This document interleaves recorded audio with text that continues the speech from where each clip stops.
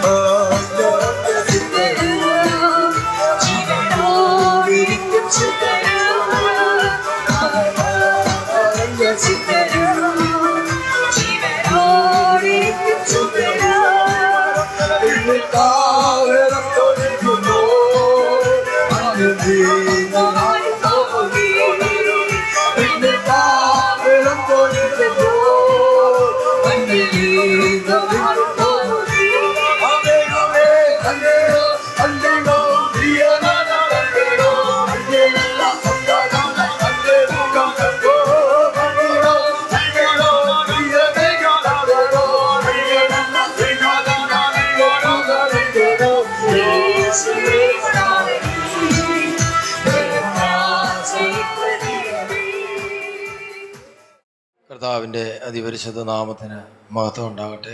തിരുവചനത്തിൽ നിന്ന് നമുക്ക് വായിക്കാം. 2 കൊരിന്ത്യർ 11 അധ്യായം 2 മുതൽ 4 വരെയുള്ള വാക്യങ്ങൾ നമുക്ക് വായിക്കാം. 2 കൊരിന്ത്യർ 11 അധ്യായം 2 മുതൽ 4 വരെ. ഞാൻ നിങ്ങളെക്കുറിച്ച് ദൈവത്തിന്റെ എരിവോടെ എരിയുന്നു.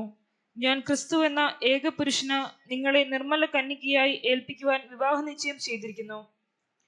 എന്നാൽ സർപ്പം ഹവ്വായെ ഉപായത്താൽ ചതിച്ചതുപോലെ നിങ്ങളുടെ മനസ്സ് ക്രിസ്തുവിനോടുള്ള ഏകാഗ്രതയും നിർമ്മലതയും വിട്ട് വഷളായി പോകുമോ എന്ന് ഞാൻ ഭയപ്പെടുന്നു.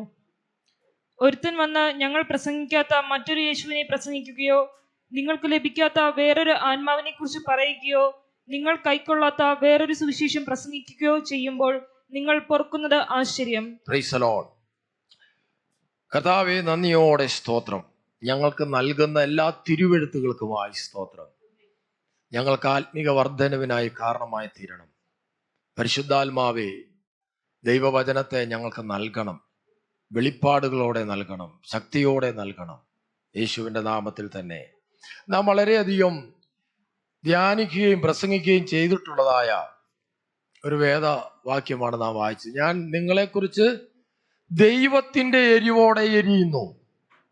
എന്തൊരു പ്രയോഗമാണത്! ദൈവത്തിൻ്റെ എരിവ് ഒരു മനുഷ്യന്റെ അകത്തേക്ക് വരിക. എന്നിട്ട് പറയാണ്, ഞാൻ നിങ്ങളെക്കുറിച്ച് ദൈവത്തിൻ്റെ എരിവോടെ എരിയുന്നു. നിന്റെ ജനത്തെക്കുറിച്ചുള്ള എരിവ് എന്നെ തിന്നുകളയുന്നു എന്നുള്ള ഒരു പ്രവാചക വാക്യമുണ്ട്.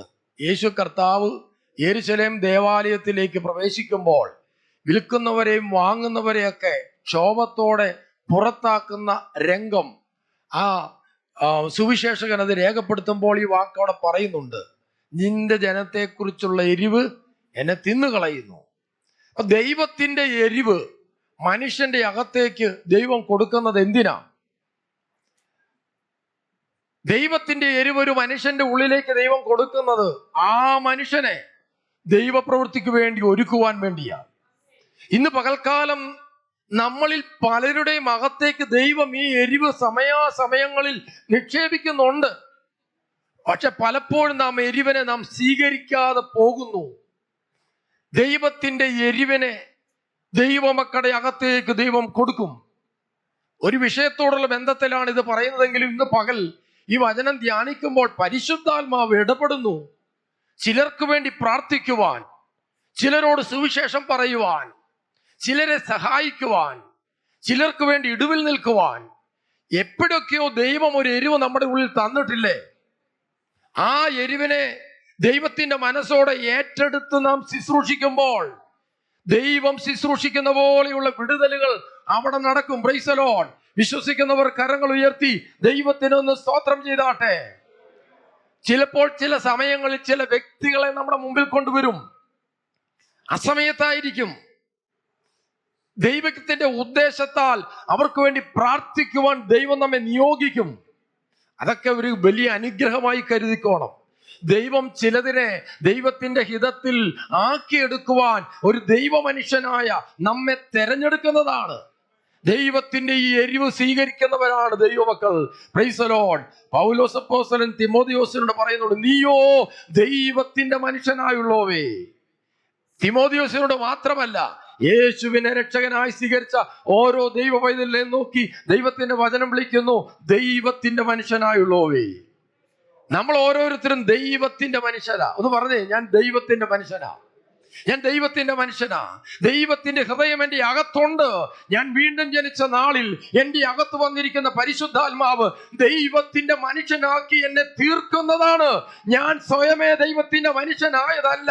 എൻ്റെ ദൈവം ദൈവത്തിന്റെ ആത്മാവിനെ എൻ്റെ അകത്ത് നിക്ഷേപിച്ചിട്ട് എന്നെ ദൈവത്തിന്റെ മനുഷ്യനാക്കിയതാണ്. കരങ്ങൾ ഉയർത്തി നമുക്ക് ദൈവത്തിന് സ്തോത്രം ചെയ്യാം. Price the Lord. അപ്പൊ പൗലോസ് അപ്പോസ്തലൻ ഇങ്ങനെ പറയാണ്, ഞാൻ നിങ്ങളെ കുറിച്ച് ദൈവത്തിന്റെ എരിവോടെ എരിയുന്നു. എന്നിട്ട് അടുത്ത വാക്യം പറയാം, തന്റെ എരിവിന്റെ അടിസ്ഥാനം, ഞാൻ ക്രിസ്തു എന്ന ഏക പുരുഷന് നിങ്ങളെ നിർമ്മല കന്യകയായി വിവാഹ നിശ്ചയം ചെയ്യുവാൻ ഏൽപ്പിച്ചിരിക്കുന്നു. അപ്പോൾ ക്രിസ്തു എന്ന ഏക പുരുഷൻ, ആ ക്രിസ്തു എന്ന ഏക പുരുഷന് നിങ്ങളെ നിർമ്മല കന്യകയായി. അപ്പൊ രണ്ട് പദം അവിടെ വരുന്നത്. ഒന്ന് കന്യക എന്ന പദം വരുന്നുണ്ട്, നിർമ്മല എന്നുള്ള പദം വരുന്നുണ്ട്. ചില സഹോദരിമാരുടെ പേരാന്ന് നിങ്ങൾ വിചാരിക്കും, നിർമ്മല. Price the Lord. ആ നിർമ്മല എന്ന പേര് ചേരുന്ന നമ്മുടെ കർത്താവിന് മാത്രമുള്ള, അവൻ പവിത്രൻ, നിർമ്മലൻ, നിർദോഷൻ, പാപികളോട് വേർപെട്ടവൻ, സ്വർഗത്തെക്കാൾ ഉന്നതനായി തീർന്നവൻ, അല്ലേ? Price the Lord. ക്രിസ്തുവിനോടുള്ള ഇവിടെ വചനം പറയുന്നത് ക്രിസ്തു എന്ന, ഒന്ന് വായിച്ചാൽ, ക്രിസ്തു എന്ന ഏക പുരുഷന് നിങ്ങളെ നിർമ്മല കന്യകയായി ഏൽപ്പിക്കുവാൻ വിവാഹ നിശ്ചയം ചെയ്തിരിക്കുന്നു. Price the Lord. അപ്പോൾ ആരോടാ പറയുന്നത്? സഭയോടാ പറയുന്നത്. സഭയിൽ ഇരിക്കുന്ന രക്ഷിക്കപ്പെട്ടവരോടാ പറയുന്നത്. വീണ്ടെടുപ്പ് നാളിന്റെ മുദ്രയായ പരിശുദ്ധാത്മാവ് എന്ന അച്ചാരം കിട്ടിയവരോടാ പറയുന്നത്, ഞാൻ നിങ്ങളെ ക്രിസ്തു എന്ന ഏക പുരുഷന്. അപ്പോൾ ക്രിസ്തു എന്ന ഏക പുരുഷന് നിർമ്മല കന്യകയായി വിവാഹ നിശ്ചയം ചെയ്യപ്പെട്ടവരാണ് സഭയിലുള്ള വിശ്വാസികൾ. നമ്മുടെ ചിന്തയും നമ്മുടെ വിചാരങ്ങളും മുഴുവനും ക്രിസ്തുവിലേക്ക് ആയിക്കൊള്ളട്ടെ. അവിടെ വചനം പറയുന്നു, അടുത്ത വാക്യത്തിന്, എന്നാൽ ക്രിസ്തുവിനോടുള്ള ഏകാഗ്രതയും നിർമ്മലതയും വിട്ട് നിങ്ങളുടെ വഷളായി പോകുമോ മനസ്സ് വഷളായി പോകുമോ എന്ന് ഞാൻ ഭയപ്പെടുന്നു. ഇതാണ് എരിവ്. ഇതാണ് പൗലോസിന്റെ എരിവ്. ഞാൻ നിങ്ങളെ കുറിച്ച് ദൈവത്തിന്റെ എരിവോടെ എരിയുന്നു എന്ന് പറഞ്ഞാൽ, യേശുക്രിസ്തു എന്ന ആത്മമണവാളനുമായി നിർമ്മല മണവാട്ടിയായിരിക്കാൻ, കന്യകയായിരിക്കാൻ വിവാഹ നിശ്ചയം ചെയ്യപ്പെട്ട്, ദൈവത്തിന്റെ വചനത്താലുള്ള നിശ്ചയമാണത്. പരിശുദ്ധാത്മാവെന്ന മുദ്ര വീണ നിശ്ചയമാണത്. അങ്ങനെ ആമേൻ ദൈവമക്കളായി തീർന്ന നിങ്ങൾ ഈ ലോകത്തിൽ വസിക്കുന്നത്. അപ്പോൾ ക്രിസ്തുവിനോടുള്ള ഏകാഗ്രതയും നിർമ്മലതയും വിട്ട് നിങ്ങളുടെ മനസ്സ് വഷളായി പോകുമോ എന്ന് ഞാൻ ഭയപ്പെടുന്നു. Price the Lord. ഇതാണ് എരിവ്. കർത്താവേ, ഈ എരിവ് നമുക്ക് നമ്മുടെ ഭവനത്തിൽ നമ്മുടെ മക്കളെ കുറിച്ചുണ്ടല്ലോ. എത്രയോ മാതാപിതാക്കൾക്കുണ്ട്. അവർ വഷളായി പോകുമോ? ഉപദേശം കൊടുക്കുന്നുണ്ട്, പത്യോപദേശം കൊടുക്കുന്നുണ്ട്, അവർക്ക് വേണ്ടതെല്ലാം കൊടുക്കുന്നുണ്ട്. എന്നാൽ തലമുറ വഷളായി പോകുമോ എന്ന ഭയം അനേക മാതാപിതാക്കൾക്കുണ്ട്. അവർ ഈ തലമുറയെ അറിയുന്നില്ല. ഇവർക്കും പ്രായമാകുമ്പോൾ, കുഞ്ഞുങ്ങളുണ്ടാകുമ്പോൾ അവരെക്കുറിച്ച് ഭയപ്പാടും ആമേൻ അവരെക്കുറിച്ച് ആശങ്കകളും വരുമെന്ന് ഇപ്പോൾ യൗവനമോഹങ്ങളിൽ നടക്കുന്ന കുഞ്ഞുങ്ങൾ അറിയുന്നില്ല. Price the Lord. അതൊരു ദൂതാ കേട്ടോ. യൗവനമോഹങ്ങൾ നിങ്ങളെ പിടിക്കും. യൗവനമോഹങ്ങളിൽ നിങ്ങൾ നടക്കുമ്പോൾ നിങ്ങളുടെ മാതാപിതാക്കൾ ഭയത്തോടെയാണ് നിങ്ങളുടെ ഓരോ കൗമാരത്തിലേക്ക് നിങ്ങൾ കാലെടുത്ത് വെക്കുമ്പോൾ, കൗമാരത്തിന്റെ നാളുകൾ നിങ്ങൾ ചെലവിടുമ്പോൾ, അത് യൗവനത്തിലേക്ക് പയ്യെ കയറിപ്പോകുമ്പോൾ, ദൈവമക്കളെ, മാതാപിതാക്കൾ ഭയത്തോടെ ഇരിക്കുന്നു, മാതാപിതാക്കൾ ആശങ്കയോടെ ഇരിക്കുന്നു. എന്നാൽ ഇവിടെ ഒരു ദൈവദാസൻ ആശങ്കയോടെ ഇരിക്കുന്നു. ദൈവദാസന്റെ ആശങ്കയുടെ അടിസ്ഥാനം ദൈവജനമാണ്. ക്രിസ്തു എന്ന ഏക പുരുഷന് നിർമ്മല കന്യകയായി വിവാഹ നിശ്ചയം ചെയ്യുവാൻ ഏൽപ്പിച്ച ദൈവജനം, അവർ ക്രിസ്തുവിനോടുള്ള ഏകാഗ്രത, നിർമ്മലത വിട്ടു വഷളായി പോകുമോ എന്ന് ഭയപ്പെടുന്നു. അതിന്റെ അടിസ്ഥാനം പറയുന്നുണ്ട്, സാത്താൻ ഹവ്വായെ ഉപായത്താൽ ചതിച്ചു. Price the Lord. അപ്പോൾ ഒടേ തമ്പുരാൻ നേരിട്ട് ആശീർവദിച്ചൊരു കുടുംബം, ആ കുടുംബത്തെ സാത്താൻ ചതിച്ചു. അങ്ങനാണെങ്കിൽ പൗലോസായ ഞാൻ, ഒരു മനുഷ്യനായ ഞാൻ, വിവാഹ നിശ്ചയം ചെയ്യുവാൻ തക്കവണ്ണ ആത്മനിയോഗത്താൽ രക്ഷാനുഭവത്തിലേക്ക് നയിച്ച ദൈവമക്കൾ ഒരു പക്ഷേ സാത്താന്റെ ഉപായത്താൽ വഞ്ചിക്കപ്പെടുവാൻ സാധ്യതയുണ്ട്, അല്ലേ? സാത്താന്റെ ഉപായത്താൽ ദൈവം ആശീർവദിച്ച കുടുംബത്തിന് അധപതനമുണ്ടായി. അങ്ങനെയാണെങ്കിൽ ക്രിസ്തു എന്ന ഏക പുരുഷന് വേണ്ടി നിർമ്മല കന്യകയായി തീരുവാൻ ദൈവത്തിന്റെ വചനത്താൽ ബലഹീനനായ ഞാൻ വചനം പറഞ്ഞ് രക്ഷാനുഭവത്തിൽ വന്ന ദൈവജനമേ, നിങ്ങൾ തെറ്റിപ്പോകാൻ സാധ്യതയുണ്ട്. ഒരു മുന്നറിയിപ്പാണത്. സാത്താൻ ഹവ്വായെ ഉപായത്താൽ ചതിച്ചതുപോലെ നിങ്ങളുടെ മനസ്സ് ക്രിസ്തുവിനോടുള്ള ഏകാഗ്രതയും നിർമ്മലതയും വിട്ടു വഷളായി പോകുമോ എന്ന് ഞാൻ ഭയപ്പെടുന്നു. ദൈവമക്കളെ, ഈ വചനം നിങ്ങളൊന്ന് ശരിക്കൊന്ന് ധ്യാനിക്കണം. നിങ്ങൾ ആർക്കു വേണ്ടി വിവാഹ നിശ്ചയം ചെയ്യപ്പെട്ടവരാ? യേശുക്രിസ്തു എന്ന ഏക പുരുഷന് വേണ്ടി. Price the Lord. വിവാഹ നിശ്ചയം ചെയ്യപ്പെട്ടു. അവിടെ വചനം പറയുന്ന പോലെ ക്രിസ്തുവിനോടുള്ള ഏകാഗ്രത നമുക്ക് നഷ്ടപ്പെടുന്നുണ്ടോ? നിങ്ങൾ ഈ ഭൂമിയിൽ കാൽ ചവിട്ടി ഓരോ ദിവസം മുമ്പോട്ട് കൊണ്ടുപോകുമ്പോൾ, അനുദിനം പല വിഷയങ്ങളിലും ഇടപെടുമ്പോൾ, പല സംസാരങ്ങളിൽ ഇടപെടുമ്പോൾ, പല പ്രവൃത്തികളിൽ ഇടപെടുമ്പോൾ, അതെല്ലാം ഈ ഭൂമിയിൽ നമ്മൾ നിർവഹിക്കേണ്ടതാ. അതിലൂടെയെല്ലാം നാം കടന്നു പോകേണ്ടതാ. എന്നാൽ അവിടങ്ങളിലൊക്കെ യേശു ക്രിസ്തുവിനോടുള്ള ഏകാഗ്രതയും നിർമ്മലതയും നഷ്ടപ്പെടുന്ന നിലയിൽ നമ്മളായി തീരുന്നുണ്ടോ എന്ന് സദാസമയവും നമ്മൾ ജാഗ്രതയുള്ളവരായിരിക്കുക. ഒരു യൗവനക്കാരൻ ഇന്ന് കഴിഞ്ഞ ദിവസം എന്നോട് പറഞ്ഞു, അവൻ പലപ്പോഴും 24 മണിക്കൂർ 100 ചിന്തകളിൽ നടക്കുകയാ. എന്നാലും ആ 24 മണിക്കൂറും അവന്റെ ഉള്ളിൽ ഉറങ്ങുന്ന സമയം ഒഴികെ ദൈവത്തെക്കുറിച്ചുള്ളൊരു മനോബോധമുണ്ട്. ആമേൻ. ദൈവത്തെക്കുറിച്ചുള്ളൊരു മനോബോധം നമ്മെ ഭരിക്കുന്നുണ്ടെങ്കിൽ സാത്താന് നമ്മളെ കീഴ്പ്പെടുത്താൻ കഴിയത്തില്ല. ഒരുപക്ഷെ നാം പാപത്തിൽ അകപ്പെട്ടു പോകുന്നുണ്ടായിരിക്കാം. ഈ പാപത്തിൽ പോകുന്ന സമയത്തും ദൈവത്തെക്കുറിച്ചുള്ളൊരു മനോബോധം നമ്മുടെ അകത്ത് കത്തി നിൽക്കുന്നുണ്ടെങ്കിൽ ഒരു പാപത്തിനും നമ്മെ കീഴ്പ്പെടുത്താൻ കഴിയത്തില്ല. ആമേൻ. ഒരു പാപത്തിൽ വീണാലും യേശുവിന്റെ പരിശുദ്ധ രക്തത്തിന്റെ ശക്തി നാം അനുഭവിക്കും. വിശ്വസിക്കുന്ന ദൈവമക്കൾ കരങ്ങൾ അടിച്ചുകൊണ്ട് ദൈവത്തിന് മഹത്വം കൊടുക്കുക. ഞാനിത് ആത്മാർത്ഥതയോടെ പറയുകയാണ്. Price the Lord. നമുക്കൊരു ജയകരമായ ജീവിതത്തിന് നമുക്ക് സാധ്യമാണ്. നാം പലതിനെയും ജയിക്കണം. നമ്മുടെ ഏകാഗ്രത നഷ്ടപ്പെടുന്ന എവിടേക്കാണ്? നമ്മുടെ നിർമ്മലത നഷ്ടപ്പെടുന്ന എവിടേക്കാണ്? നാം ജഡത്തെ ജയിക്കണം, സാത്താനെ ജയിക്കണം. Praise the lord. ആമേൻ. സ്തോത്രം. നാം ഒരു സമ്പൂർണമായ രക്ഷാപദ്ധതിയിലേക്ക് നടന്നു നീങ്ങുമ്പോൾ ഇതെല്ലാം നമ്മുടെ ജീവിതത്തിൽ ഉണ്ടാകണം. നാം ജഡത്തെ ജയിക്കണം, സാത്താനെ ജയിക്കണം, തന്നെത്താൻ ത്യജിക്കണം, നമ്മുടെ ക്രൂശ് എടുക്കണം. ഈ 4 കാര്യങ്ങൾ നാം നമ്മുടെ ജീവിതത്തിൽ പ്രയോഗത്തിൽ കൊണ്ടുവരുവാൻ നാം ശ്രമിക്കണം. നമുക്ക് തന്നെ ഇത് പറ്റത്തില്ല. അതിനാണ് പ്രൈസ് ദി ലോർഡ് പരിശുദ്ധാത്മാവെന്ന മുദ്രണത്തെ നമുക്ക് തന്നിരിക്കുന്നത്. Price the Lord. യേശുക്രിസ്തു എന്ന ഏക പുരുഷന് വേണ്ടി നിർമ്മല കന്യകയായി വിവാഹ നിശ്ചയം ചെയ്തപ്പോൾ വാഗ്ദത്തമായ പരിശുദ്ധാത്മാവിനെ അച്ചാരമായി തന്നു. ഈ പരിശുദ്ധാത്മാവ് ആ ആത്മമണവാളനുമായ വിവാഹത്തിലേക്ക് നമ്മെ ഒരുക്കിക്കൊണ്ടിരിക്കുകയാണ്. Price the Lord. ഇന്ന് ഒരുങ്ങാതെ ഇറങ്ങുന്ന സഹോദരന്മാരാരാ ഉള്ളത്? വളരെ ചുരുക്കം പേര് കാണും. Praise the lord. സഹോദരന്മാരാരും ഒരുങ്ങാൻ വേണ്ടി എങ്ങും പോകുന്നതായിട്ട് കേട്ടിട്ടില്ല. പക്ഷെ ഇപ്പോഴും പോകുന്ന ആളുകൾ ഉണ്ടെന്നാണ് എനിക്ക് അറിയാൻ കഴിയുന്നത്. Price the Lord. അപ്പോൾ ഒരു അതെല്ലാം ആരാണ് ഒരുങ്ങേണ്ടത്? മണവാട്ടിയെ ഒരുങ്ങേണ്ടത് അല്ലേ? മണവാളൻ എന്ത് ചെയ്യുന്നു? മണവാളൻ ഭവനം ഒരുക്കിക്കൊണ്ടിരിക്കുന്നു. അപ്പോൾ അതൊരു നിഴലായി ഭൂമിയിൽ നടക്കുമ്പോൾ തന്നെ നമുക്ക് തന്നെ നമ്മെ ഒരുക്കാൻ കഴിയത്തില്ല അല്ലേ? ഒരു സാരി ഉടുക്കാൻ പോലും തന്നെ കഴിയത്തില്ല. എങ്ങോട്ടെങ്കിലും ഓടിപ്പോവുക സാരി ഉടുക്കാൻ. അപ്പോ ദൈവമക്കളെ, ദൈവം നമുക്ക് തന്നെ ഒരുങ്ങാൻ കഴിയത്തില്ല.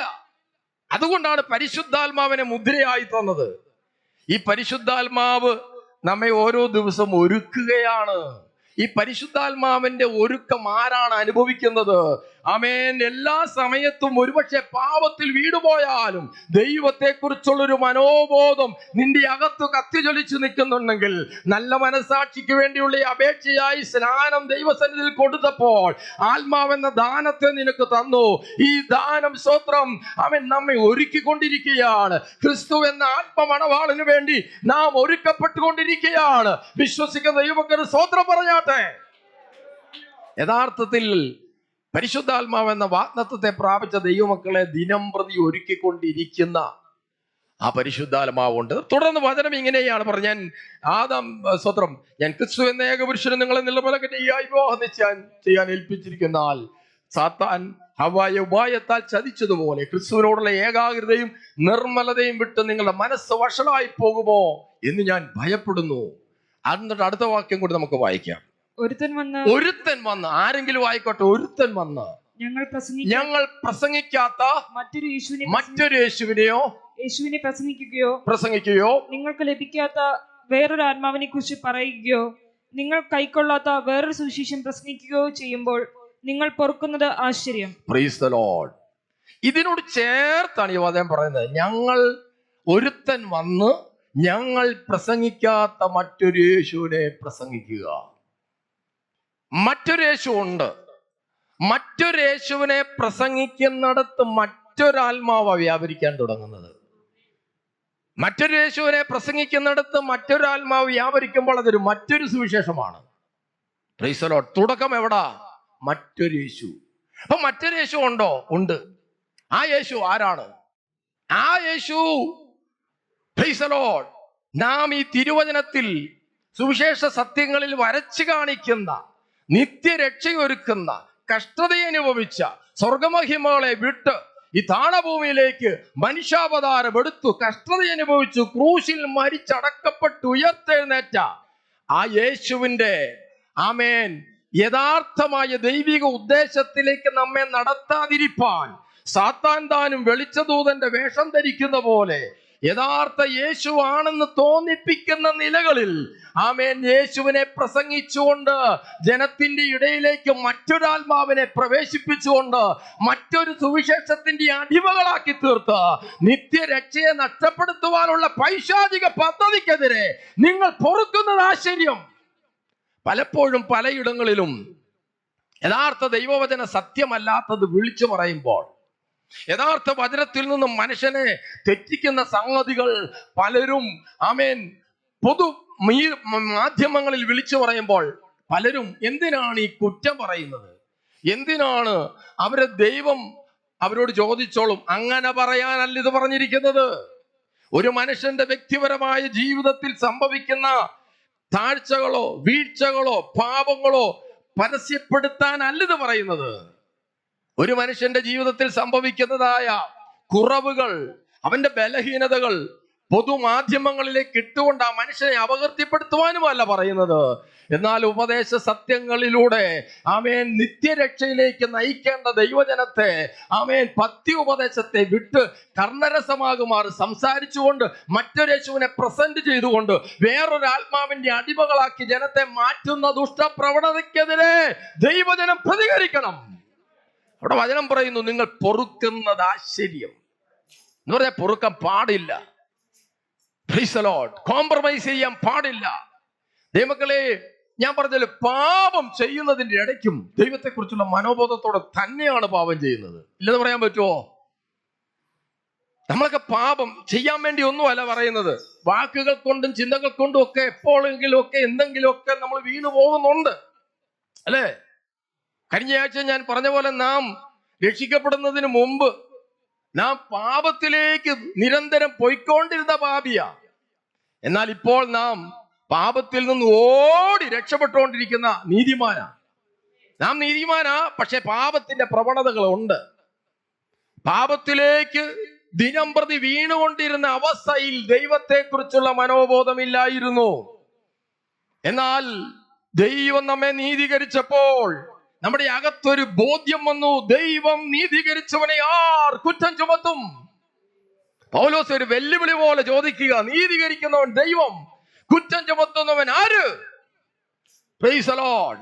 ഇതൊക്കെ അകത്തേക്ക് കത്തിക്കയറണം. ഇതകത്തേക്ക് നമ്മെ ശക്തിയോടെ വ്യാപരിച്ചുകൊണ്ട് നമ്മെ കീഴ്പ്പെടുത്തണം. അപ്പൊ നമുക്ക് പറയാൻ പറ്റും, ആമേൻ, ആകയാൽ ദൈവം എനിക്ക് അനുകൂലമെങ്കിൽ പ്രതികൂലമാർ.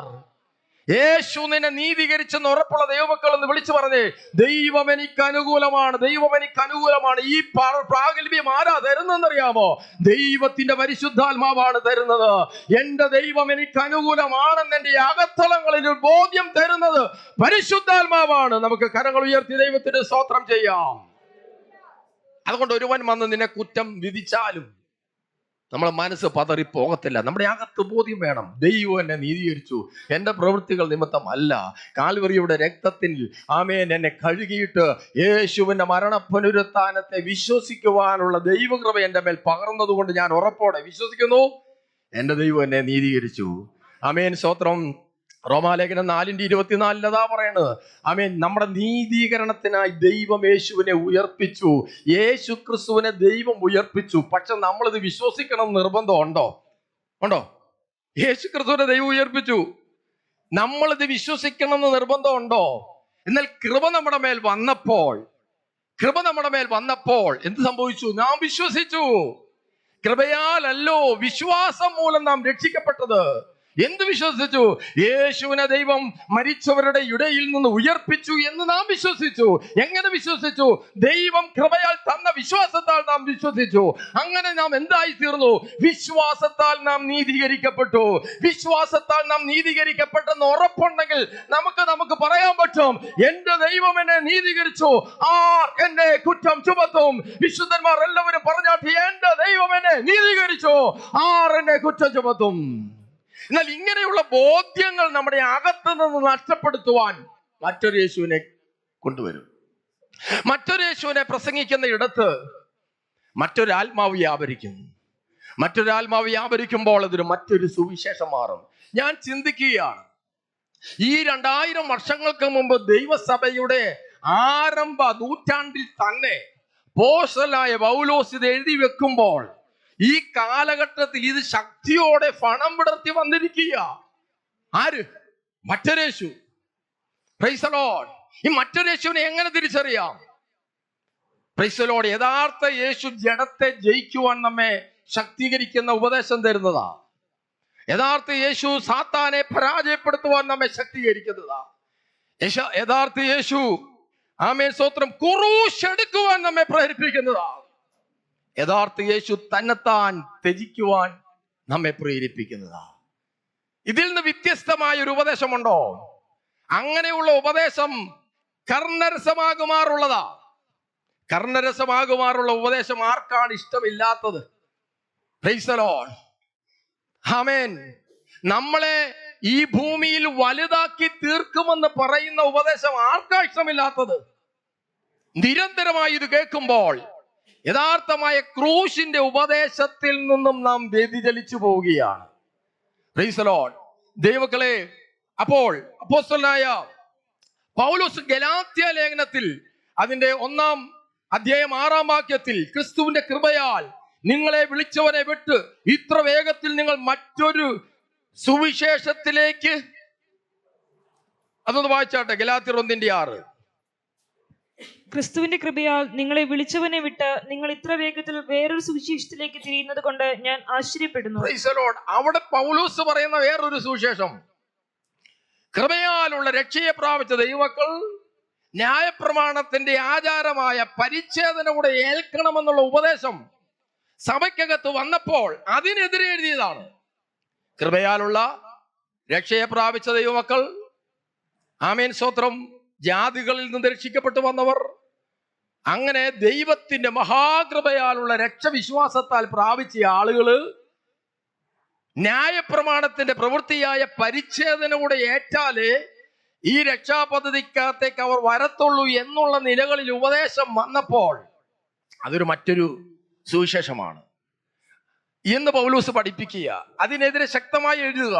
എന്നിട്ട് പറയാണ്, ആമേൻ, ന്യായപ്രമാണത്തിന്റെ പ്രവൃത്തികളാലല്ല ക്രിസ്തുവേശുവിലെ വിശ്വാസത്താൽ നീതീകരിക്കപ്പെടേണ്ടതിന് നാം ക്രിസ്തുവേശുവിൽ വിശ്വസിച്ചു. ന്യായപ്രമാണത്തിന്റെ പ്രവൃത്തികളാൽ ഒരു ജഡവും ദൈവസന്നിധിയിൽ നീതീകരിക്കപ്പെടുന്നില്ല.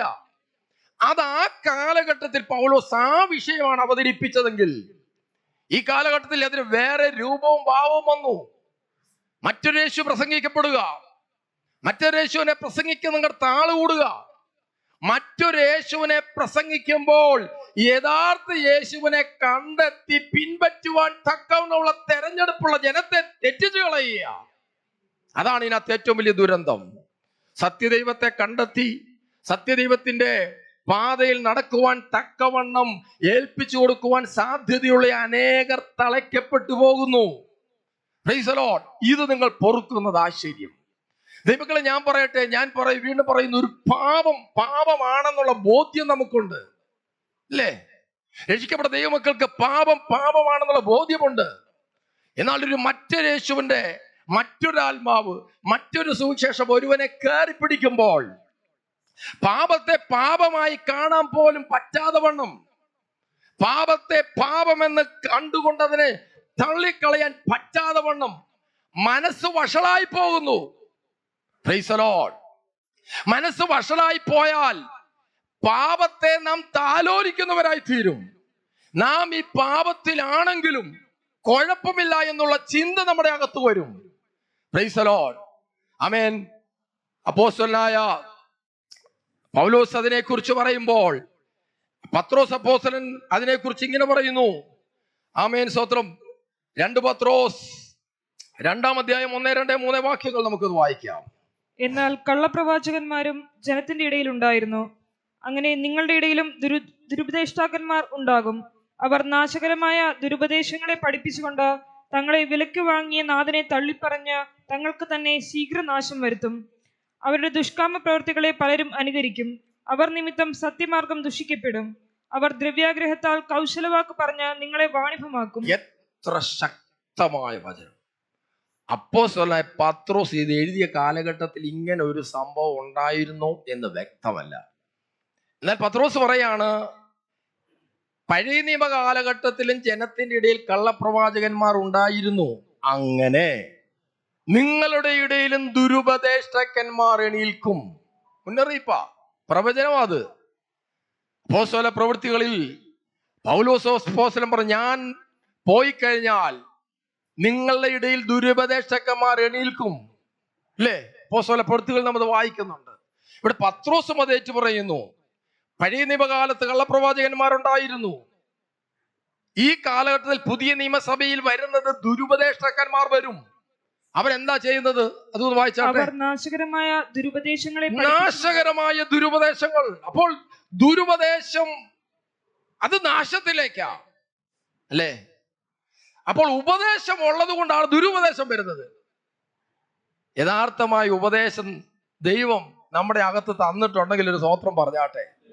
ആ യഥാർത്ഥമായ ഉപദേശത്തിന്റെ പേരാണ് പഥ്യോപദേശം. Price the Lord.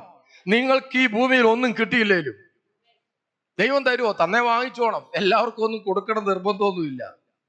ദൈവം തന്നിട്ടുണ്ടെങ്കിൽ ഞാൻ വിശ്വസിക്കുന്നു നമ്മുടെ ആർഭാടങ്ങളിൽ അമിതമായി ചെലവഴിച്ച് നാം ആമേൻ സ്തോത്രം ഈ ലോകത്തിന്റെ സുഖ സൗകര്യങ്ങളിൽ പൊളയ്ക്കാനല്ല ദൈവം തരുന്നത്. അങ്ങനെ വിശ്വസിക്കാൻ നിവൃത്തിയില്ല.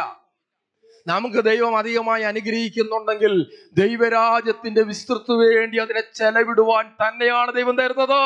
ഒരു മനുഷ്യനെ വലിയ നിലകളിൽ സമ്പത്ത് കൊണ്ട് അനുഗ്രഹിച്ചുകൊണ്ട് ഈ ലോകത്തിന്റെ സുഖ സൗകര്യങ്ങളിൽ ആർഭാടങ്ങളിൽ പൊളയ്ക്കാൻ അത് കൊടുക്കുക ദൈവത്തിന്റെ പദ്ധതിയല്ല. ദൈവം നമ്മെ അനുഗ്രഹിക്കുന്നുണ്ടെങ്കിൽ ദൈവത്തിന്റെ അനുഗ്രഹത്താൽ സമ്പത്തുണ്ടാകുന്നു. മനുഷ്യന്റെ പ്രയത്നത്താൽ അതിനോടൊന്നും കൂട്ടിച്ചേർക്കുന്നുമില്ലെന്ന് വചനമുണ്ട്. ദൈവത്തിന്റെ അനുഗ്രഹത്താൽ സമ്പത്ത് കയ്യിൽ തരുമ്പോൾ ദൈവരാജ്യത്തിന്റെ വിസ്തൃതിക്ക് വേണ്ടി അതിനെ ചെലവിടുവാൻ തന്നെയാണ് ദൈവം അനുഗ്രഹിക്കുന്നത് എന്ന് വിശ്വസിക്കുന്നവർ കരങ്ങൾ ഉയർത്തി ദൈവത്തിന് സ്തോത്രം ചെയ്യാം. ഇതൊന്നും പറഞ്ഞാൽ എല്ലായിടത്തും സ്തോത്രം കിട്ടത്തില്ല.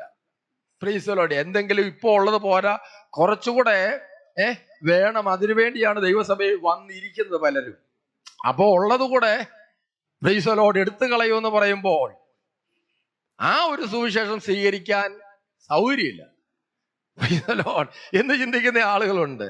എന്നാൽ ഇതിനെ കൈ നീട്ടി സ്വീകരിച്ചുകൊണ്ട് പമ്പരം പോലെ കറങ്ങുന്ന ആളുകളുമുണ്ട്. അവരെന്ത് സംഭവിച്ചു? ആമേൻ സ്തോത്രം. ഇനിയും നിന്നെ ദൈവം അനുഗ്രഹിക്കും. ഇനിയും നിന്നെ ചിലര് പറയുന്ന നാട്ടുകാർക്ക് അസൂയ തോന്നുമാറ് നിന്നെ അനുഗ്രഹിക്കും. അങ്ങനെ പറഞ്ഞ് നമ്മൾ ഈ അനുഗ്രഹത്തിന്റെ കൊടുമുടിയിലേക്ക് വാക്കുകൾ കൊണ്ട് കയറ്റിക്കൊണ്ടു പോകും. നമ്മളോട്ട് അനുഗ്രഹിക്കപ്പെടുന്നില്ല. Praise the lord. നമ്മളെ വാക്കുകൊണ്ട് ശൂന്യാകാശത്തിൽ കയറ്റും. Praise the lord. ഇതുകൊണ്ടൊന്നും ആരും അനുഗ്രഹിക്കപ്പെടുന്നില്ല. പക്ഷെ കേൾക്കുമ്പോൾ ഒരു സുഖമുണ്ട്. അതുകൊണ്ട് ആ സുഖത്തിന്റെ പറയുന്ന പേര് കർണരസമാകുമാർ സംസാരിക്കും, ഉപദേശത്തെ പെരുക്കും. ആർക്കാ? ഞാൻ നിങ്ങളെ അനുഗ്രഹിച്ചെന്ന് പറഞ്ഞ് 10 വാക്ക് നിരന്തരം പറഞ്ഞാൽ ഇവിടെ വേറൊരു യേശു വ്യാപരിക്കാൻ തുടങ്ങും. Price the lord. ആമേൻ സ്തോത്രം. യേശു അനുഗ്രഹിക്കുന്നവനല്ല എന്നല്ല ഞാൻ പറയുന്നത്. നിരന്തരം ഈ യേശുവിനെ പിൻപറ്റിയാൽ നിന്നെ ഇവിടെ സ്തോത്രം അനുഗ്രഹിച്ച് ആമേൻ സ്തോത്രം ഇവിടുത്തെ ഏറ്റവും വലിയ സമ്പന്നനാക്കും, ഇവിടുത്തെ ഏറ്റവും വലിയ വീട് നിന്റേതാകും എന്ന് പറഞ്ഞ് നിങ്ങളെ ഭ്രമിപ്പിച്ച്, പ്രൈസ് ദി ലോർഡ്, നിങ്ങളെ ഭ്രമിപ്പിക്കുമ്പോൾ മറ്റൊരു കാര്യം അവിടെ നടക്കുക. അവരെന്ത് ചെയ്യാണ്? ആ ദ്രവ്യാഗ്രഹത്തിൽ കൗശലവാക്ക് പറഞ്ഞ് നിങ്ങളെ വാണിഭമാക്കുക എന്നാ പത്രോസ് പറഞ്ഞേക്കുന്നത്. എന്ന് പറഞ്ഞാൽ മുമ്പിലിരിക്കുന്ന വിശ്വാസിയെ കച്ചവട ചരക്കാക്കുമെന്ന്. കുറെ വിശ്വാസികള് മുമ്പിൽ കൂടി ചേർന്നിരുന്ന് അവരിങ്ങനെ ഏല ഇട്ടാലല്ലേ ഈ പറയുന്നതിന് വലുതാകാൻ പറ്റത്തുള്ളൂ. എല്ലാരും ഇറങ്ങിപ്പോയാലോ? എല്ലാരും ഇറങ്ങിപ്പോയോ? ദൈവമക്കളെ, ഇവിടെ പത്രോസ് അപ്പോസ്തലൻ വ്യക്തമായി പറയുന്നു, അവർ ദ്രവ്യാഗ്രഹത്തിൽ കൗശലവാക്ക് പറഞ്ഞ് നിങ്ങളെ വാണിഭമാക്കും. പത്രോസ് അപ്പോസ്തലന്റെ കാലഘട്ടത്തിൽ ഇങ്ങനൊരു സംഭവം നടന്നോ? എനിക്കറിയത്തില്ല. എന്നാൽ ഒരു കാര്യം വ്യക്തമാ, ഈ കാലഘട്ടത്തിൽ ഇത് നന്നായിട്ട് നടക്കുന്നുണ്ട്. Price the Lord. പറയുന്ന മനസ്സിലാവുന്നുണ്ടെങ്കിൽ ഒരു സ്തോത്രം പറഞ്ഞാട്ടെ. വിശ്വാസികളെ വാണിഭമാക്കുമെന്ന്. അതിന്റെ അടിസ്ഥാനം എന്താ? ദ്രവ്യാഗ്രഹം. ഇങ്ങോട്ട് പോരട്ടെന്ന്. ദ്രവ്യാഗ്രഹത്തിൽ എന്ത് പറയുന്നു? കൗശലവാക്ക് പറയും. Price the Lord. അവർ മറ്റൊരു ഭാഗത്ത് പറയുന്നുണ്ട് അവർ ദ്രവ്യാഗ്രഹത്തിൽ അഭ്യാസം തികഞ്ഞവരാണെന്ന്. പത്രോസ് തന്നെ ഈ അധ്യായത്തിൽ തന്നെ രേഖപ്പെടുത്തുന്നുണ്ട്. Price the Lord. അഭ്യാസം തികഞ്ഞവരാണ് എന്ന് പറഞ്ഞാൽ ദ്രവ്യാഗ്രഹത്തിനു വേണ്ടി ഏത് അഭ്യാസവും കാണിക്കാൻ ഇവര് മിടുക്കരാ. Price the Lord. ഇതെല്ലാം മുന്നറിയിപ്പാ. ഇത് നമുക്ക് കേട്ടില്ലെന്ന് നടിക്കരുത്. നമ്മുടെ ദൈവം നമ്മെ അനുഗ്രഹിക്കും. പക്ഷേ ജഡത്തെ ജയിക്കുവാനാണ് നമ്മുടെ ദൈവം. ജഡത്തെ ജയിച്ചു. ഒരു മനുഷ്യനെ അറിയാവോ? യോസേഫ് ജഡത്തെ ജയിച്ചു അല്ലേ? പിശാചിനെ ജയിക്കും. യേശു കർത്താവ് സ്നാനമേറ്റപ്പോൾ ആത്മാവ് നിറഞ്ഞവനായി യോർദാൻ വിട്ടു മടങ്ങി. പിശാച് അവനെ മരുഭൂമിയിലേക്ക് നടത്തി. അത് നമ്മൾ മത്തായിയുടെ ലൂക്കോസിന്റെ സുവിശേഷത്തിൽ നാം അത് വായിക്കുന്നുണ്ട്. യേശു ക്രിസ്തുവിനെ 4:14 നാം വായിക്കുന്നു. 4:1 ആത്മാവ് യേശുവിനെ മരുഭൂമിയിലേക്ക് കൊണ്ടുപോയി. അതിനു മുമ്പ് പറയുന്നു, യോർദാനിൽ സ്നാനപ്പെട്ടപ്പോൾ പരിശുദ്ധാത്മാവ് നിറഞ്ഞവനായി യോർദാൻ വിട്ടുമടക്കി. പരിശുദ്ധാത്മാവ് നിറഞ്ഞവരാണ് നമ്മൾ. ഒന്ന് സ്വോത്രം പറഞ്ഞേ. ഉണ്ടെന്നേ, പരിശുദ്ധാത്മാവ് ഉണ്ടെന്നേ. പരിശുദ്ധാത്മാവ് നിറഞ്ഞ നമ്മളെ ആത്മാവ് തന്നെ ചില ദൈവിക പദ്ധതികൾക്ക് വേണ്ടി ശക്തരാക്കാൻ വേണ്ടി ഒരുക്കും. യേശുവിനെ ആത്മാവ് മരുഭൂമിയിലേക്ക് കൊണ്ടുപോയി. അവിടെ സാത്താനാൽ പരീക്ഷിക്കപ്പെട്ടു. സാത്താനാൽ പരീക്ഷിക്കപ്പെട്ട യേശു ലൂക്കോസ് 4:14 വായിക്കുന്നു, യേശു ആത്മാവിന്റെ ശക്തിയോടെ ഗലിയിലേക്ക് ചെന്നു. ആത്മ നിറവുണ്ട്. പക്ഷെ ആത്മാവിന്റെ ശക്തി നിന്റെ അകത്ത് പുറപ്പെടണമെങ്കിൽ ചില പരീക്ഷകളിലൂടെ കടന്നു പോയേ പറ്റൂ. ഒന്ന് സ്വോത്രം പറഞ്ഞാട്ടെ. ഒരു പരീക്ഷയും നിന്നെ തളർത്തുവാനല്ല, ഒരു പരീക്ഷയും നിന്നെ കഷ്ടപ്പെടുത്തി നിന്നെ ഇല്ലായ്മ ചെയ്യുവാനല്ല. ആമേൻ. എന്റെ ദൈവം അനുവദിക്കുന്ന ചിലതിനെ നിന്റെ ജീവിതത്തിൽ അനുഭവിക്കുന്നത് നീ ആത്മാവിന്റെ ശക്തിയോടെ പുറത്തു വരുവാനാ. ആത്മാവിന്റെ ശക്തിയോടെ പുറത്തു വരുവാൻ ദൈവം നമ്മെ തെരഞ്ഞെടുത്തിരിക്കുന്നു. ഒരു സ്വോത്രം പറ.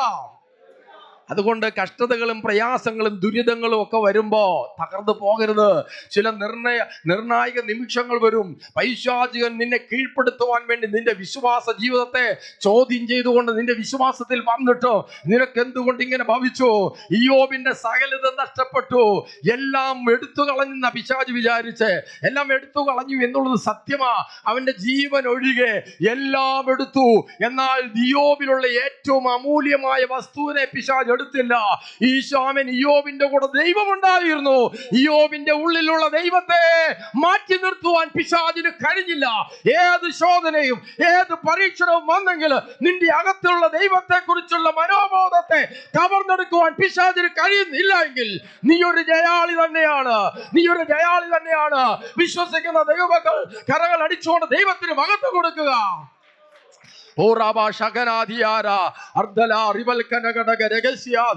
ദൈവത്തിന് മഹത്വം കൊടുത്തുകൊണ്ട് സ്തോത്രം ചെയ്താട്ടെ. പരിശുദ്ധാത്മ സാന്നിധ്യം വ്യാപരിക്കട്ടെ. ചില കഷ്ടതകളെ ദൈവം അനുവദിച്ചില്ലേ? ആമേൻ. ചില ശോധനകളെ ദൈവം അനുവദിച്ചില്ലേ? എന്നിട്ടും ഈ ദൈവത്തെ പിൻപറ്റാതെ ഇത്രയും വലിയ കഷ്ടതയുടെയും വേദനയുടെയും ആമേൻ പ്രയാസത്തിന്റെയും മധ്യത്തിൽ ഈ ദൈവത്തെ കുറിച്ചുള്ള മനോബോധത്താൽ തന്നെ നീ നയിക്കപ്പെട്ടെങ്കിൽ നീ ഒരു അനുഗ്രഹിക്കപ്പെട്ട ദൈവത്തിന്റെ പൈതലാ. ആമേൻ. നീ ഒരു അനുഗ്രഹിക്കപ്പെട്ട ദൈവത്തിന്റെ പൈതലാ. കരങ്ങൾ ഉയർത്തി ദൈവത്തിന് സ്തോത്രം ചെയ്യാം. യോബിന്റെ സകലതും കൊണ്ടുപോയി, എല്ലാം കൊണ്ടുപോയി, ഭാര്യയും പോയി, എല്ലാം ഇട്ടു പോയി. Price the Lord. എന്നാൽ ദൈവത്തെ കവർന്നെടുക്കാൻ പിശാചിന് കഴിഞ്ഞില്ല. പരിശുദ്ധാത്മാവ് നിന്നോട് ചോദിക്കുന്നു. ഒത്തിരി അനുഭവങ്ങൾ, ഒത്തിരി ജീവിതത്തിലെ തകർച്ചകൾ കണ്ടതാ. Price the Lord. എന്നിട്ടും ഈ ദൈവത്തെ വിടാൻ പറ്റുന്നുണ്ടോ? ഈ ദൈവത്തെ തള്ളിപ്പറയാൻ നിനക്ക് പറ്റുന്നില്ലെങ്കിൽ നീ ഒരു അനുഗ്രഹമാണ് കേട്ടോ. നീ ഒരു അനുഗ്രഹമാണ് കേട്ടോ.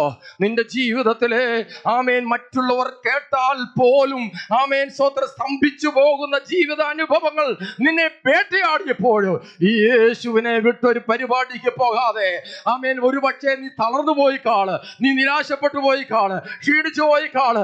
എന്നാൽ നിന്റെ രക്ഷകനെ തള്ളി പറയാതെ അവന്റെ മാറോട് ചേരുവാൻ തക്കവണ്ണം നീ നിന്നെ ഏൽപ്പിച്ചു കൊടുത്ത ഒരു ദൈവത്തിന്റെ പൈതലാണെങ്കിൽ നീ ക്രിസ്തുവിൽ ജയാളിയാണ് കേട്ടോ. നീ ക്രിസ്തുവിൽ ജയാളിയാണ് കേട്ടോ. നീയാണ് ജയാളി. Price the lord. കരങ്ങൾ ഉയർത്തി ദൈവത്തിന് സ്തോത്രം ചെയ്യാം. ദൈവങ്ങളെ സ്തോത്രം. അപ്പോൾ ഇവിടെ പത്രോസ് പറയുകയാണ്, നിങ്ങളുടെ ഇടയിൽ, ഒന്നുകൂടെ വായിക്കാം, നിങ്ങളുടെ ഇടയിലും ദുരുപദേഷ്ടകന്മാർ, നിങ്ങളുടെ ഇടയിലും ദുരുപദേഷ്ടാക്കന്മാർ ഉണ്ടാകും.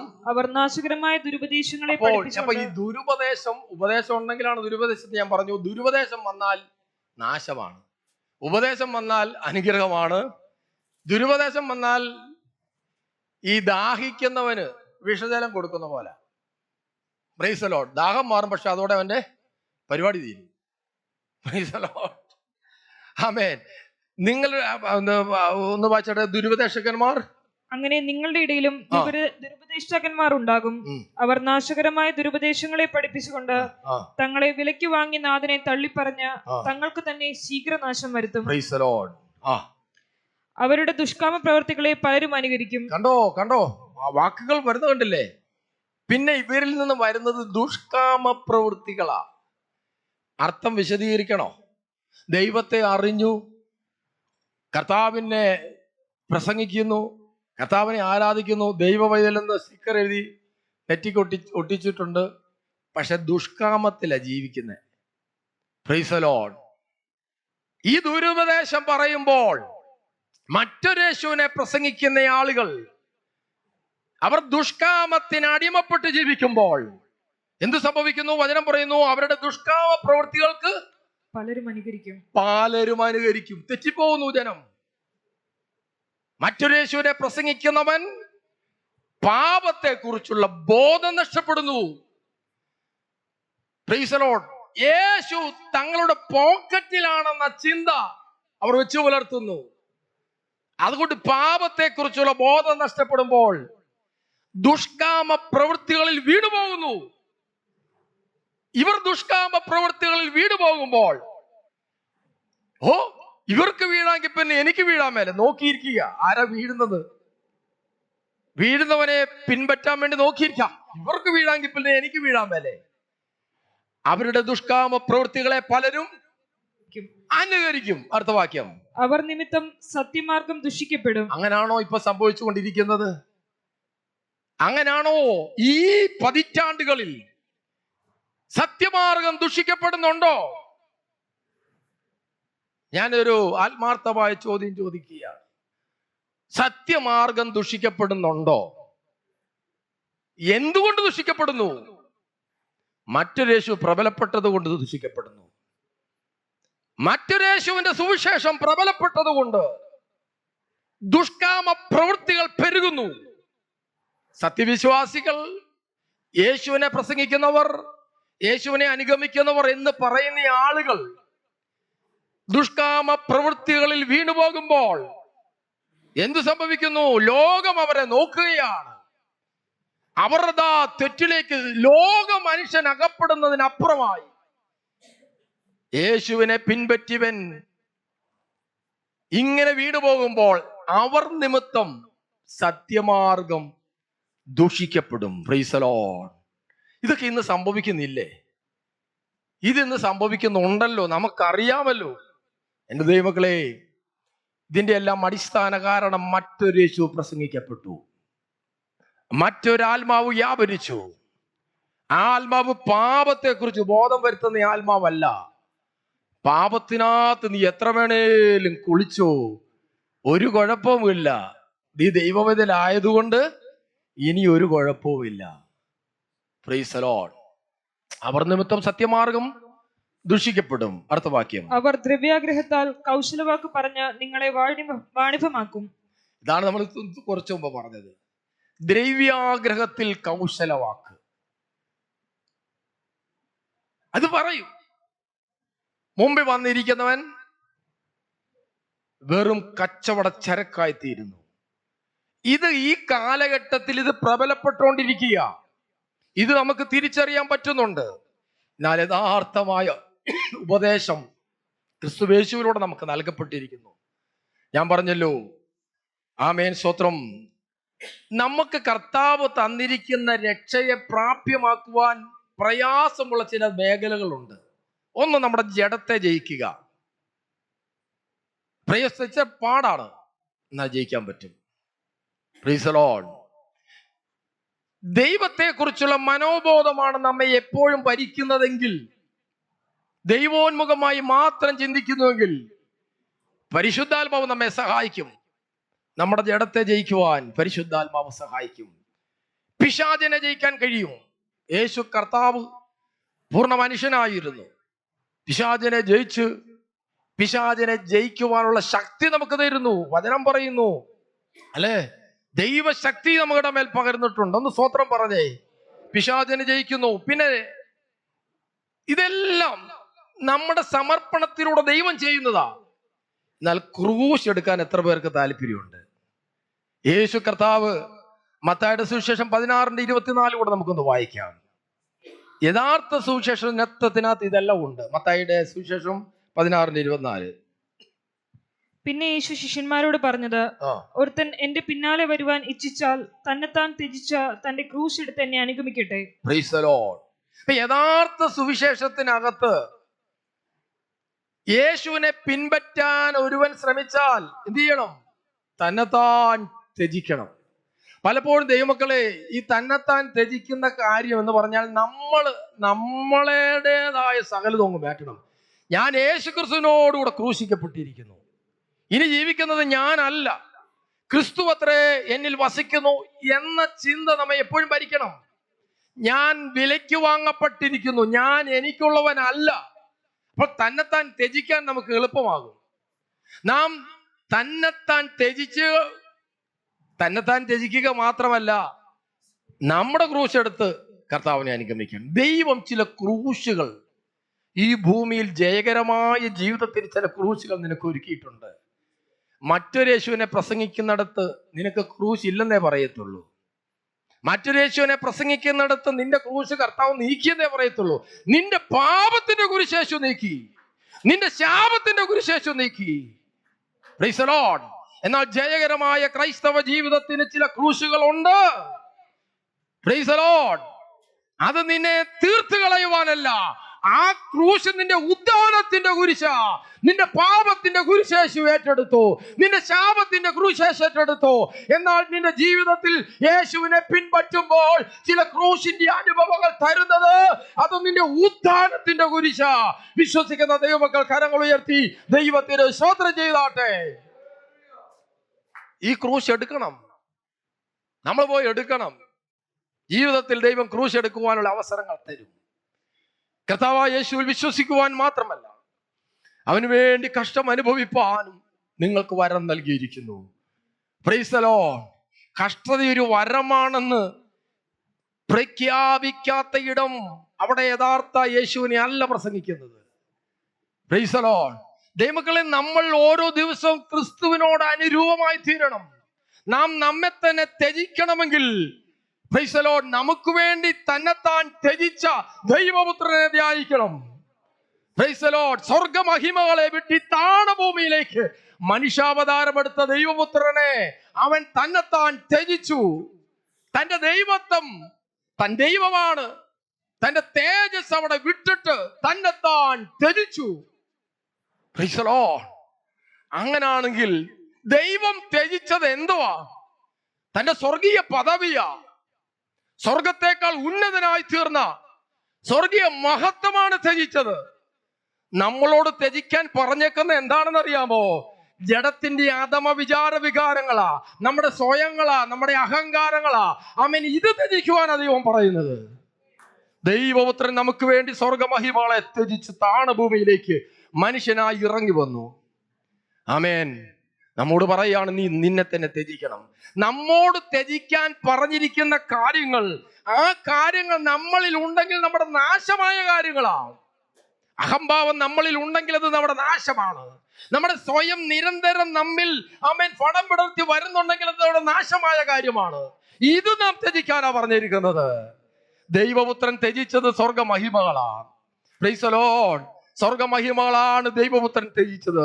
നമ്മോട് ത്യജിക്കാൻ പറഞ്ഞിരിക്കുന്നത് നിന്റെ നാശത്തിന് കാരണമായി ദുഷ്ടപിശാച് നിന്റെ അകത്തിട്ടിരിക്കുന്ന ചിലതുകളെ ത്യജിക്കുവാനാണ് പറയുന്നത്. എന്നിട്ട് ദൈവപുത്രൻ പറയാണ്, നിന്റെ ക്രൂശ് നീ എടുത്തോണം. ദൈവോത്തരൻ സ്വർഗമഹിമകളെ ത്യജിച്ചിട്ട് മാനവരാശിയുടെ വീണ്ടെടുപ്പിന് വേണ്ടി, എന്റെ പാപത്തിന്റെ ക്ഷമയ്ക്ക് വേണ്ടി, എന്റെ ശാപത്തിന്റെ ആമേൻ നിന്നും വീണ്ടെടുപ്പിന് വേണ്ടി, ആമേൻ സ്തോത്രം, മനുഷ്യനുണ്ടാക്കിയ മരക്കുരിശിന്റെ മേൽ സ്വർഗത്തിലെ പൊന്നോമനകുമാരൻ തകർക്കപ്പെട്ട് തന്നെത്താൻ ത്യജിച്ച് അവന്റെ ക്രൂശ് എടുത്തെങ്കിൽ ദൈവമക്കളെ, ദൈവം നമുക്ക് ഒരുക്കിയിരിക്കുന്ന ചില ക്രൂശുകൾ ഉണ്ട്. ആമേൻ. ലോകം യേശു ക്രിസ്തുവിന് കൊടുത്ത ക്രൂശ് അവ പാപത്തിന്റെ പരിണിത ഫലമായിരുന്നു. മനുഷ്യവർഗത്തിന്റെ പാപത്തിന്റെ പരിണിത ഫലമായിട്ട് മനുഷ്യൻ കൊടുത്ത കുരിശ ദൈവം അനുവദിച്ചുകൊണ്ട്. എന്നാൽ ദൈവം നിനക്കൊരുക്കി വെക്കുന്ന കുരിശുണ്ടല്ലോ, ആമേൻ, സ്തോത്രം, നിന്നെ തീർത്ത് കളയുവാനല്ല, നിന്നെ ഉദ്ധരിക്കുവാനാണ്, നിന്നെ ശക്തീകരിക്കുവാനാണ്, നിന്നെ ബലപ്പെടുത്തുവാനാണ്, ദൈവിക പദ്ധതിയിലേക്ക് നിന്നെ കരം പിടിക്കുവാൻ വേണ്ടിയാണ്. ആമേൻ. അപ്രകാരമുള്ള ക്രൂശ് എടുക്കുന്ന ദൈവമക്കളെ ഓർത്ത് ഞാൻ ദൈവത്തെ സ്തുതിക്കുകയാണ്. കരങ്ങൾ ഉയർത്തി ദൈവത്തിന് സ്തോത്രം ചെയ്യാ. എല്ലാവരും അല്പസമയം ഒന്ന് സ്തോത്രം ചെയ്താട്ടെ.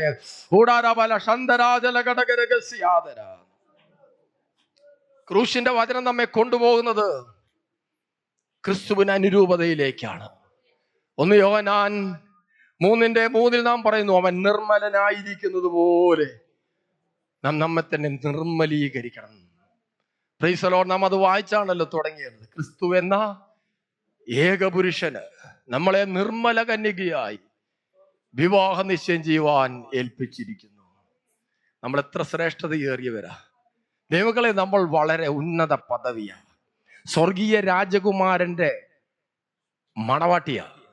Price the Lord. അതിന്റെ ഒരു സന്തോഷം ഒന്നും എടുത്ത് ഈ ലോകത്തിൽ നല്ലൊരു മണവാളനുമായിട്ട് വിവാഹ നിശ്ചയം ചെയ്താൽ എന്നോ ഒരു സന്തോഷമായിരിക്കും. സ്വർഗീയ മണവാളനുമായി, ആത്മ മണവാളനുമായി. Praise the lord. ആമേൻ. 10,000-ങ്ങളിൽ സുന്ദരൻ എന്നാണ് പാട്ടുകാരൻ പറഞ്ഞേക്കുന്നത്. സത്യം പറഞ്ഞ എനിക്ക് ആ പാട്ട് പാടാൻ തോന്നത്തില്ല. എൻ്റെ യേശുവിനെ വെറും 10,000-ങ്ങളിൽ സുന്ദരനാക്കി പരിമിതപ്പെടുത്താതെ അവനെ പോലെ ആരുമില്ല. അവൻ 10,000-ങ്ങളിൽ സുന്ദരനല്ല, കോടികളിൽ സുന്ദരനുമല്ല. Praise the lord. അവനെ പോലെ ആരുമില്ല. ആ ആത്മമണവാളനുമായി വിവാഹ നിശ്ചയം ചെയ്യപ്പെട്ടല്ലോ. സ്തോത്രം, സ്തോത്രം. നിങ്ങളൊന്ന് സന്തോഷിച്ചേ. നിങ്ങൾക്കൊന്നുമില്ലേലും സന്തോഷിക്കുക. യഥാർത്ഥമായ രക്ഷ നിങ്ങളുടെ അകത്ത് കത്തുന്നുണ്ടെങ്കിൽ നിങ്ങൾ സന്തോഷിച്ചോ. ഇത് കണ്ടുകൊണ്ടാണ് പൗലോസ് പറയുന്നത്, സന്തോഷിപ്പിൻ എന്ന് ഞാൻ നിങ്ങളോട് പിന്നെയും പറയുന്നു. ജയിലിൽ കിടക്കുന്നവന് പിറ്റേ ദിവസം വാള തല കൊയ്യുന്ന അനുഭവമാണ് സന്തോഷിക്കാൻ പറയുന്നത്. ഈ ഒരു സന്തോഷത്തിന്റെ അടിസ്ഥാനം ഭർത്താവ് പറയാണ്, നിങ്ങളുടെ സന്തോഷം പൂർണ്ണമാകുവാനും ഞാൻ നിങ്ങൾക്ക് എഴുതുന്നു. ദൈവങ്ങളെ, നമുക്ക് ക്രിസ്തു യേശുവിലുള്ള സന്തോഷമുണ്ട്. നമ്മുടെ വീണ്ടെടുപ്പ് നാൾ അടുത്തിരിക്കുന്നു. സ്തോത്രം പറഞ്ഞാട്ടെ. നമ്മുടെ വീണ്ടെടുപ്പ് നാൾ അടുത്തിരിക്കുന്നു. നമ്മുടെ ആത്മ മണവാളൻ നമ്മെ ചേർപ്പാൻ വരുന്നു. Price the Lord. നാം തെരഞ്ഞെടുക്കപ്പെട്ട ജനമാണ്, രാജകീയ പുരോഹിത വർഗമാണ്, വിശുദ്ധ വംശമാണ്, സ്വന്തം ജനമാണ്. Praise the lord. കരങ്ങൾ ഉയർത്തി ദൈവത്തിന് സ്തോത്രം ചെയ്യാം. വിണ്ണിൽ കാഹളം ജ്വലിക്കുമ്പോൾ മണ്ണിൽ നീന്തും വാനിൽ പോ